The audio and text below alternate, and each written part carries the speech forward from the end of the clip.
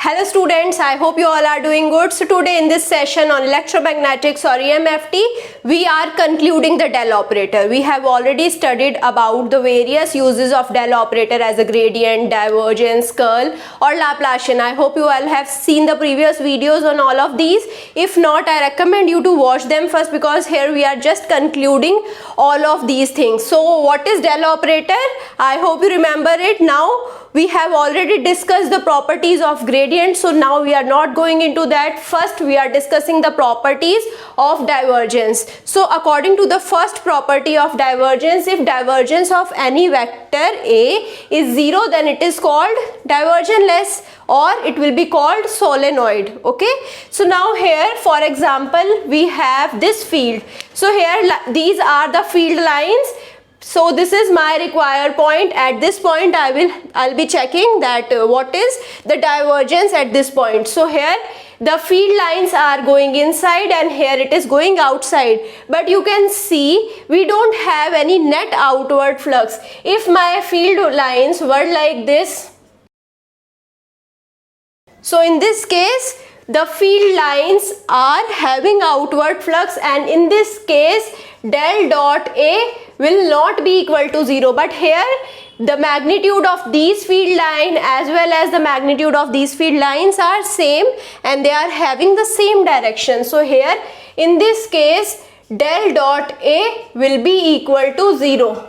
Okay, so now this is a solenoid. So at this point the field are following the solenoid property. Now coming to the second property is the divergence of A plus B. Okay, divergence of A plus B will be equal to divergence of A plus divergence of B. Now the third property, divergence of A into B. So it will be A gradient of B plus B gradient of A. So you must be clear about here. So here we don't have dot, so it is not divergence, it is gradient.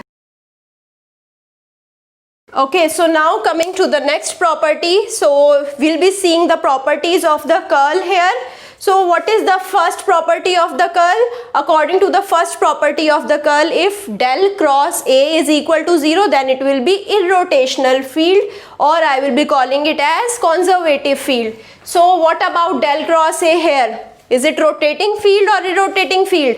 It is not rotating field, so I will be calling it irrotational field again. So here again we'll be having del cross A equal to 0. Okay, so now if I look at this field here, we can see we have a net outward flux from the point A. So now here we can say del dot A will not be equal to 0. Okay, but what about the rotational property? Is it having a rotational property? No, it is not having any rotational property. So here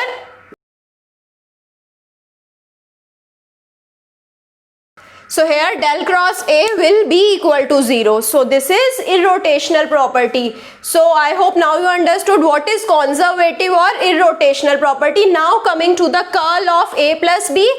Again the curl of A plus B will be equal to curl of A plus curl of B. Now the next property, curl of A curl of B. So it's like the vector triple product. So here we have curl of A curl of B, which will be equal to A into divergence of B minus B into divergence of A plus B dot del into A minus A dot del into B. So here I hope now you understood. Here we have different numbers, and according to this formula I will be finding out del cross A cross B. So here if I have del cross AB, it is the curl of A into B. So curl of A into B will be equal to A into curl of B plus del of A, which means the gradient of A. Gradient of A is curled with B. So okay, we are having curl of gradient of A with B. Now what about this property? It is the divergence of curl. Remember this property, whenever you have to find out the divergence of curl, it will be always 0.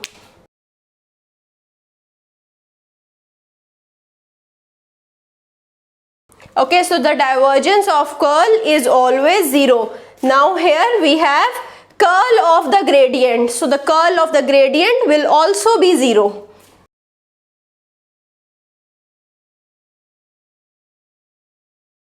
Okay, so I hope these two properties are clear. These two properties are really important. Now coming to the property of Laplacian.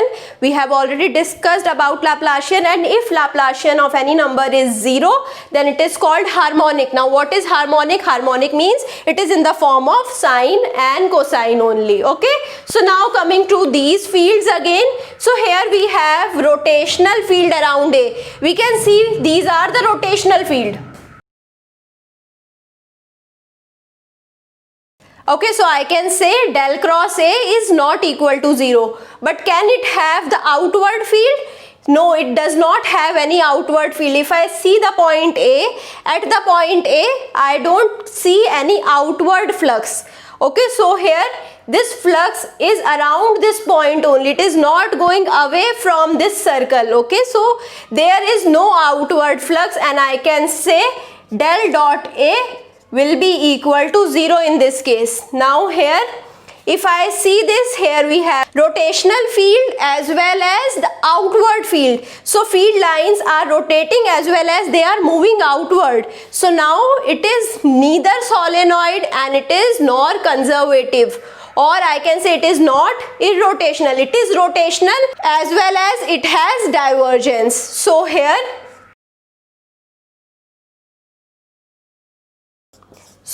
both curl and divergence will not be equal to 0. I hope you understood each one of them.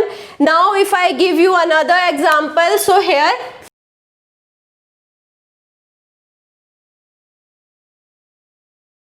okay, so this is my example. Here the field are moving outward. No, because here the magnitude is more and here the magnitude is less. So obviously del dot A will be not equal to 0. Here also del dot A was not equal to 0. But what is the difference?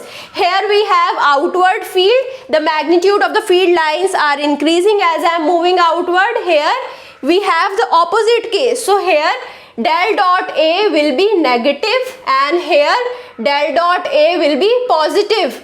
Why? Because I knew outward flux here will be getting del dot A to be positive. But if I have inward flux, okay, now if I have all of the field lines coming inside the point A, so in this case del dot A will be negative.